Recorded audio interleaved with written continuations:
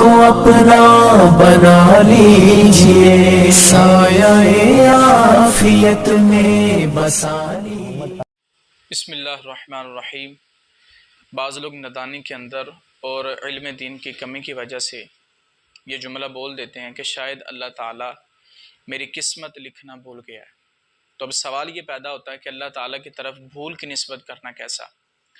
تو شریعت اسلامی اور علماء دین فرماتے ہیں کہ اللہ تعالیٰ کی طرف بھول کی نسبت کرنا یہ اللہ تعالیٰ کی بارگاہ کی شدید ترین توہین ہے، کیونکہ اللہ تعالیٰ کی طرف بھول کی نسبت کرنا اللہ تعالیٰ کی ذات میں عیب کو پیدا کرنا اور نقص کو پیدا کرنا ہے، جبکہ اللہ تعالیٰ ہر عیب اور نقص سے پاک ہے۔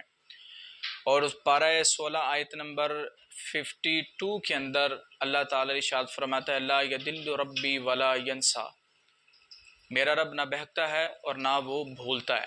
تو اللہ تعالیٰ کی ذات کی طرف بھولنے کی نسبت کرنا یہ کفر ہے۔